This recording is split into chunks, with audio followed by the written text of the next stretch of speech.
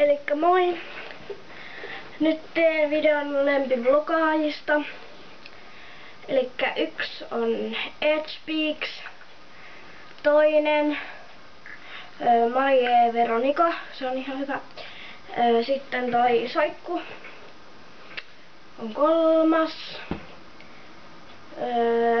Neljäs on, just löysin niinku yhden, joka oli nimeltä joku Emppublokkaa tai joku semmonen Emppublokkaa tai joku semmonen jännä. En mä tiedä. Ja onks tää viides? Viidentenä minä katon joskus sen pahalapsi blogaajan videoita. Ja sitten Tume. Mr. Tume. Mut kertokaa jos teillä on jotain hyviä videovlogaajia ja sellaisia, mitkä olisi ihan hyviä, niin laittakaa vähän tuohon alas, niin mie käyn tsekkaa kaikki ne ja mie voisin näyttää tosta ton Hermannin. Te ootte varmaan nähnyt se ehkä videossa. Ai se tuli tänne. Oi. Tällainen poika. Joo. Se on vähän väsy, kun se ei ole nukkunut koko yönä. Varmaan.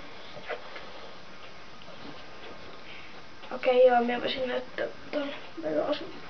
Hedatkaa hetki. Minä lähden. No moi. Hedatkaa ihan hetki vielä, minä lähten sun velosun. Elikkä perus tämmönen tuupitoppi. Onpa paskanen peili, mut joo. Joo, kumminkin tämmönen. Ja sitten mulla ei ollut näitä housuja tänään, vaan mulla oli perusfarkut, mut kun tuli kuuma sisällä, niin sitten piti laittaa sortsit, mut kun ne on sitten tämmöstä perussortsit, mitkä mulla nyt on jalassa. Joo. Jalat näyttää tosi apuankkamaiselta. Okei, kertokaa näistä hiuksista kommenttia. Miltä nää teistä näyttää? Onko se hyvät?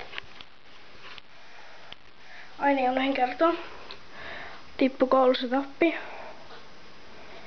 Niin tossa nyt näkyyköhän se.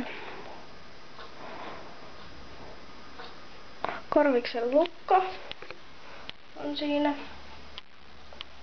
Ja sinne. Okei. Voisin tehdä joskus sen kaverivideon. Vaikka Lotan kanssa.